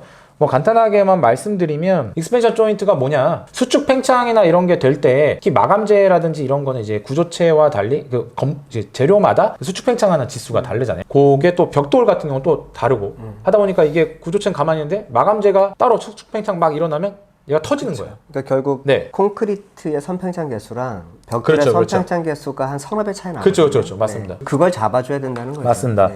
그래서 익스펜션 조인트 말 그대로 이게 팽창을 하는 부분들에 대한 거 여분을 남기기 위해서 뭐 저희가 다리도 막 교량 같은 거 보면 시작점에 보면 이렇게 덜커덩 하면서 지나가기도 하는 그 차량 지나갈 때 네. 보면 익스펜션 조인트라고 이렇게 톱니바퀴처럼 물려가지고 늘어날 때는 이렇게 딱 조였다가 또 이렇게 풀었다 하는 것처럼 건물도 그게 필요합니다. 근데 그게 수직 수평 다 필요하다. 그 내용을 지금 써주고 있는 거고요. 이런 거죠. 근데 사실 국내에서는 이런 게 많이 없어요. 많이 없는 게 아니라 없죠. 거의 없죠. 예, 이게 왜냐면 이거 나름대로 또 어려움이 있어요. 이거 보시면 뭐 여기 나와 있는 건데 그러면 이거에 대한 방정식으로 얘네가 그냥 나름대로 이렇게 풀어본 거예요. 익스펜션 조인트의 간격이 몇이냐? 그 7m. 이게 지금 얘기 드리는 건 호리존탈이 아니라 수직으로 계속 건물을 끊어야 되는 게 7m마다 끊어야 된다. 얼마나 가혹한 얘기냐면 7m마다 그냥 건물을 저 위에 파라펫서부터 밑에까지 그대로 끊어야 돼요. 치장벽돌을. 예, 치장벽돌을 칼로 썬 것처럼 그거를 다 잡아줘야 되잖아요. 그게 어렵죠. 그러니까 왜냐면 여기 보시면 7.6m를 초과하면 안 된다. 아무리 뭘 해도 이렇게 뭐 나와 있는데 이 부분이 이제 그림으로 보시면 아실 거예요. 이게 저희가 아까 그 건물 붕괴 사진에서 봤던 거랑 똑같은 거예요. 이게 지금 변이라 그러잖아요. 이렇게 없으면 이 팽창이 되면서 모퉁이를 밀어내는 거예요. 이게 시간이 계속 왔다 갔다 수십 년이 지나면 결국 거기서 마지막 부분에 와장창 무너지면서 내려가는 거예요. 그래서 앞에 부산대 사진으로 보면 여기가 무너진 거고 얘가 벽이 남은 거예요. 그래서 옆구리가 칼같이 쭉 뜯었던 이유가 이런 식의 밀고 나왔기 때문에 터졌다 하고 보시면 될 것 같습니다. 네. 독일은 6m예요. 역시 간격이. 독일은 더 깐깐하고. 네. 다시 한번 말씀드리면 벽돌은 안 쓰시는 것도 방법이에요. 심지어 그래서 뭐 지금 대표님 얘기해 주셨지만 이 7.6m에서 나와 있는 길이가 어떤 그 한 면에서의 방향이 아니고 그냥 간격이에요. 예를 들면 L1과 L2를 생각했을 때 이렇게 돌아가는 거 코너가 있던 말든 어쨌든 7.6으로 이게 가야 된다. L1, L2 합쳐서. 그냥 얘네 말대로만 하면 아까 대표님 6m 얘기해 주신 것처럼 7.6m 내지 6m마다 건물은 벽돌을 쓰면 무조건 저 꼭대기에서부터 아래까지 계속 칼질을 해서 다 벽돌을 잘라서 익스펜션 조인트를 만들어야 된다는 거예요. 이거 어떻게 할 수 있겠죠? 예. 그러다 보니까 이런 부분이 없으면 이게 아까 그 저희 학교 건물이라든지 이런 데 보시면 아니면 그리고 오래된 벽돌 건물 보시면 창호 주변이 다 터져 있습니다. 그 이유도 익스펜션 조인트가 없어서예요. 이게 지금 계구부라든지 이런 거 보시면 익스펜션 조인트라든지 이런 게 있었을 때랑 없었을 때랑 변이가 이게 미는 게 달라지니까 결국 이렇게 터지는 거예요. 여기 아까 그 앞에 사고 난 사진 보셨잖아요. 정확하게 창문 옆에 크래킹 간 게 이런 식으로 갔어요. 네. 펀치드 윈드 주변에 크래킹 나오는 거. 요 밑에 돼 있는 게 이제 근데 이것도 벽돌의 강도하고도 관계에 있어서 다시 맞습니다. 맨 앞에 얘기한 그게 되게 중요하다는 거죠. 정확하십니다. 네. 예. 그러니까 이거는 이 모든 건 뭐 예를 들면 이걸 하면 철물 안 해도 된다. 그게 아니라 철물을 하고 계구부 주변에 또 철물 또 하고 그 다음에 익스펜션 조인트 또 하고. 그지. 벽돌을 이렇게 해야 되나 하는 생각이 들 정도로 사실 해외 선진국에선 그렇게 하고 있습니다. 네. 예, 그래서 여기도 보시면 이게 지금 여기가 필로티 같이 떠 있는 거죠. 이제 네. 뭐 저희가 아까 니은자 앵글 같이 계속 돼 있는 거랑 여기는 밑에 기초서부터 지지가 돼 있는 거. 그럼 이거 상식적으로만 봐도 여기는 한쪽은 땅에서부터 지지가 돼 있고 이건 공중에 떴으면 얘가 이렇게 뒤집어지지 않겠어요? 시간 지나면 크래킹이 생기고. 그러니까 거기도 가운데를 이렇게 하얀색 줄눈처럼 돼 있는 걸로 쫙 잘라서 끊어줘야 된다. 그 내용입니다. 사실 이게 눈에 잘 보이지 않는 걸로 비슷한 색깔로 처리하기 때문에 우리가 모르는 거지. 그렇죠. 사실 자세히 보면 그렇죠. 다 맞습니다. 있어요. 맞습니다. 예, 그래서 그런 부분에 대한 게 있고 뭐 여기 이제 뭐 그 내용이 있어요. 뭐 어떻게 해라 했는데 이거는 사실 제가 읽다 보고선 좌절을 했죠. 네. 이렇게까지 해야 되나? 그러니까. 예, 뭐 이거 뭐 읽어보시면 될 것 같고요. 호리존탈에 대한 게 있습니다. 이제 수평도 있죠. 또 왜냐하면 벽돌이 뭐 말씀드린 것처럼 옆으로만 팽창하는 게 아니잖아요. 재료가 위아래도 팽창하는 거라. 여기 지금 나와 있는 거는 이제 앵글 저희가 이제 이런 부분은 사실 조금 익숙하실 수 있는데 앵글이든 뭐든 이렇게 해가지고 그 밑에다가 구조체를 분리를 시켜가지고 익스펜션 조인트에 대한 거를 해라 라고 내용이 돼 있어요. 여기서 조금 흥미로운 건 보통 이제 한 층당 저희가 이제 하게끔 유도를 하는데 사실 국내에서 한 층당 그렇게 하기 쉽지 않죠. 네. 예, 그리고 또 이마저도 뭐 그냥 니은자 앵글 해가지고 만일 하면 이제 열교 덩어리가 생기는 그렇죠. 거고 진짜 이래저래 해서 참 어려운 부분입니다. 이것도. 근데 여기 부분 보시면 조금 더 흥미로운 게 벽돌들 모양이 다양해요. 아까 그 앵커원에서 나와 있는 시스템 그 벽돌 패널도 보셨지만 밖에서 보면 그냥 벽돌인데 이런 부분에 이렇게 니은자로 판다든지 기역자로 판다든지 해가지고 벽돌을 다양하게 익스펜션 조인트용 벽돌을 따로 생산을 하는 거예요. 위아래가 똑같이 되면서도 안에서 보면 익스펜션 조인트가 되게 그냥 벽돌을 재료에만 신경 쓸 게 아니라 명령쌓기용 벽돌도 만들고 호리존탈 이런 익스펜션 조인트용 벽돌도 만들고 마구리용 벽돌도 만들고 이렇게 좀 다양하게 가야지 좀 더 벽돌에 대한 수요도 분명히 앞으로도 더 있을 텐데 그런 걸 더 개척할 수 있지 않을까 싶고요. 그리고 장기적으로 아까 말씀드렸죠. 패널링으로 해서 같이 가면 더욱더 고부가 되지 않겠냐. 거의 일본 방식이기도 하고요. 예. 이런 식으로 가서 이제 내용들이 있습니다. 그래서 익스펜션 조인트에 대한 걸 또 고민해야 된다.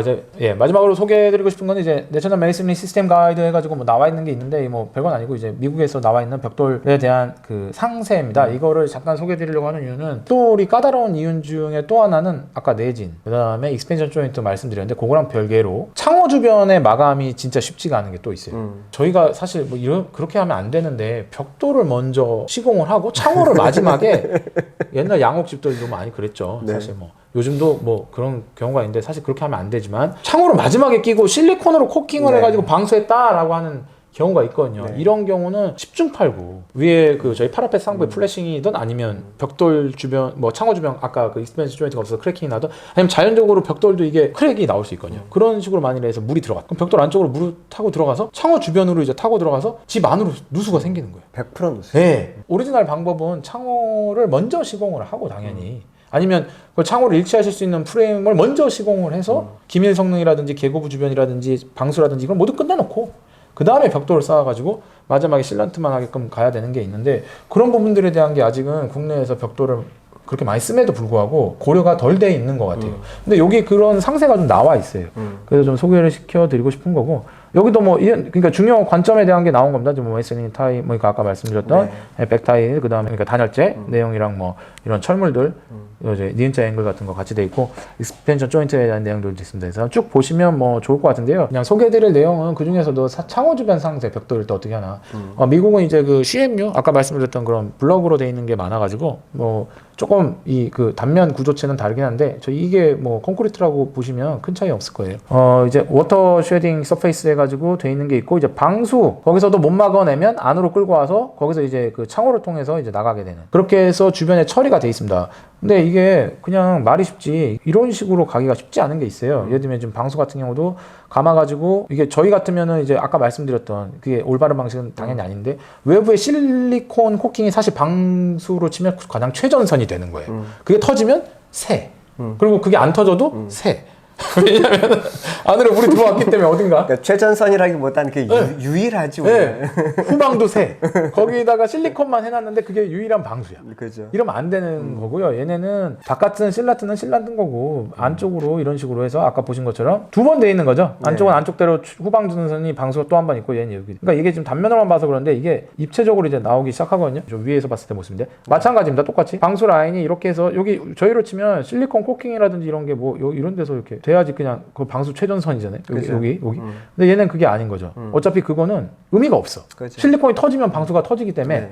그래서 오히려 내부에서 이거는 구조체랑 해서 창호를 다 끝내버리고 벽돌은 거들 뿐. 그런 부분에 대한 게 이제 하부로 내려갔을 때 똑같죠. 하부도 턱을 이렇게 줘서 안으로 물 안 넘어오게 하고 사실 이렇게 하는데 이거 솔직히 이렇게까지 저는 우리나라에서도 그렇게 많이 쓰지만 밑에 이 턱을 단차 줘가지고 이렇게 하는 경우도 많이 못 보는 것 같아요. 신경 안 쓰면 이거 그냥 똑같은 레벨로 해버리고 메뚜기처럼 똑같이 해가지고 그냥 쌓았는데 그렇게 되면 물 터지면 이게 집 안으로 들어올 수도 있다는 얘기 아니겠습니까? 그렇죠. 방통 밑으로 네. 이런 식으로 턱을 주고 보수적으로 접근해야 되는 게 있겠습니다. 플래싱 처리입니다. 마찬가지로 플래싱도 이 윗부분에 이런 식으로 해서 뭐가 되더라도 여기서 끝나고 일로 물이 터지면 안 되는 거죠. 이게 새면 창호 안으로 이제 들어간다는 얘기니까. 그래서 그게 3D로 나와 있는데 이런 식으로 네. 예, 이게 콘크리트라고 생각하시면 과연 이렇게 할 수 있는 부분이 있을까? 국내에서 지금 벽돌을 많이 쓰는데도 불구하고 할 수야 뭐 있겠죠. 근데 제가 얘기하는 건 결국 돈 문제도 그렇죠. 있고 산업화가 안 돼 있기 때문에 네. 이거를 아까 보신 것처럼 공장에서 제조화가 돼 있는 걸 갖다 볼트로 조립하는 거랑 국내에서 만일에 이거 똑같이 하잖아요. 일단 용접을 해야 돼. 용접을 하고 용접 부위를 녹이 안 슬게 광명단 발라줘. 이러면서 이제 불똥 튀면 옆에 단열재 훼손되고 단열재 붙이면 찢어가지고 또 하고 방수 그 사이에 다 터지고. 그치. 말씀드린 부분이 그래서 벽돌도 다 같은 벽돌이 아니다. 해외에선 이런 식으로 지금 하고 있다. 그렇기 때문에 하고 있다가 아니라 해야만 한다는 거지. 저희도 그렇죠. 대표님 정확하게 말씀 주셨고요. 저희도 벽돌 이렇게 가야 된다는 얘기겠습니다. 예, 여기까지가 일단 오늘 준비한 내용이고요. 네. 말씀드리고 싶은 부분은 명확합니다. 벽돌을 저희가 좀 더 보수적으로 보고 네. 선진화 시켜서 시장을 좀 발전시켜야 되고 그러려면 설계자, 시공자, 건축주 모두가 지금 벽돌이 어떤 방향으로 나가야 되고 왜 지금 아직까지 벽돌이 많이 쓰이는 거에 비해서 문제점이라고 얘기할 수 있는 부분들이 있는지를 좀 먼저 인식을 하시고 그거로부터 조금 더 나은 그런 식의 벽돌 건축이 가면 어떨까 하는 마음에서 오늘 장시간 또 말씀드렸습니다. 아, 네. 너무 고맙습니다. 네. 수고하셨습니다. 네네, 감사합니다. 네. 편히 말씀 주십시오. 네네. 근데 이게 저는 이제 마지막으로 아쉬운 그거예요. 그러니까 네네. 만약에 유럽이라면 우리 이런 연구를 통해 가지고 네. 내년 후부터 내진 기준을 만들 거야. 네네. 그럼 아마 해외였으면은 우리나라 그런 데가 있는지 모르겠지만 벽돌 협회가 그렇죠, 그렇죠. 적극적으로 나서 가지고 네네네. 그래 그럼 우리가 실험하는 거 도와줄게. 그렇죠, 그렇죠. 그렇죠. 열심히 도와주면서 또 찾아먹을 건 다 찾아먹거든. 그렇죠, 그렇죠. 네, 같이 가야죠. 어째 밀당이니까. 네, 그리고 산업을 키우는 건데. 그렇지. 네. 그래서 받을 거 받고, 그렇죠. 안 될 거 끝까지 거부하고, 이거는 안전도 좋지만, 그쵸, 그쵸. 이러면 우리 다 망해. 그쵸. 뭐 그런 걸 아주 적극적으로 밀당을 하면서 결국 이런 책이 만들어지는 거잖아요. 그러니까 지금 이 책도 보시면 뭐 저기 조적협회에서 그쵸, 한 이게 거예요. 다 관련된 회사들인 거지. 메이슨리 인스티튜트 해가지고 여기서 심지어 뭐 그쪽에서 협회에서 만든 거예요. 그러니까. 이래야 사실 벽돌을 더 어떻게 보면 더 비싸다는 표현. 어쨌든 벽돌을 쌓는 거 자체가 지금 벽돌 자체는 값이 그렇게 비싼 게 아닌 거고. 그다음에 쌓는 비용이 인건비로서 나가는 게 있는 거고. 그러면 이제 장기적으로 이런 발전이 이루어지다 보면 자연스럽게 노임에 대한 증가는 더 있을 거고. 그러면 그거를 압박을 줄이기 위해서는 패널링이라든지 산업화를 시키는 건데 그렇게 하는 부분은 결국 벽돌 회사도 나쁘지 않다 이거죠. 그죠. 왜냐면 재료값을 싸게 받는 게 아니라 이제는 가격을 시스템화 시켜서 좀 더 높이 받아서 시장을 넓히면 되는 문제다 보니까 그러니까. 보다 적극적으로 벽돌 회사들의 좀 그런 부분에 대한 기술 개발이라든지 산업화 시키는 부분에 대한 진출이 필요하지 않을까 그렇게 생각합니다. 물론 이제 이게 설계나 시공하는 이쪽 사이드에서 이제 톡 까놓고 아무 생각 없이 벽돌을 쓰는 경우도 있지만 그렇죠. 벽돌 회사 입장에서도 그렇죠. 이걸 어떻게 보면 숨길 게 아니고 그렇죠, 그렇죠. 적극적으로 해서 그럼요. 이게 콘크리트 건물이냐 네. 목조냐 거기에 따라서 감추다 보면 결국 산업은 사라지는 거잖아요. 그렇죠, 그렇죠. 네. 네. 대응을 해야지. 그렇죠.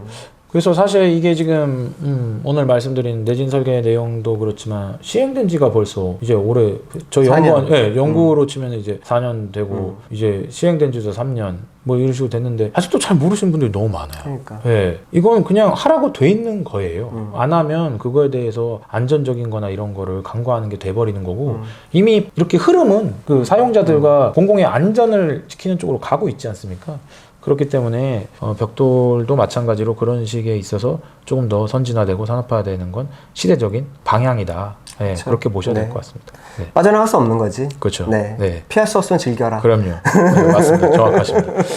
어쨌든 간에 이제 또 뭐 현장 위주로 본다 그러면 현장 제작에 대한 비율을 줄이는 게 필요하죠. 여전히 습식 공정에 대한 게 현장에서 너무 많이 이루어지다 보니까 네.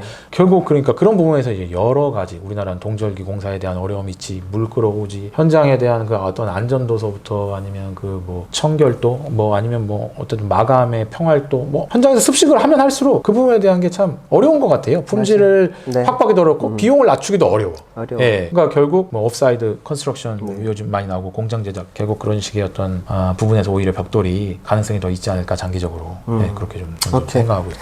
네네. 알겠습니다. 네네. 오늘 여기까지. 네네. 네, 알겠습니다. 네, 감사합니다. 하여튼 보시는 분들 도움이 됐으면 좋겠습니다. 하여튼 들어주셔서 고맙습니다. 감사합니다. 감사합니다.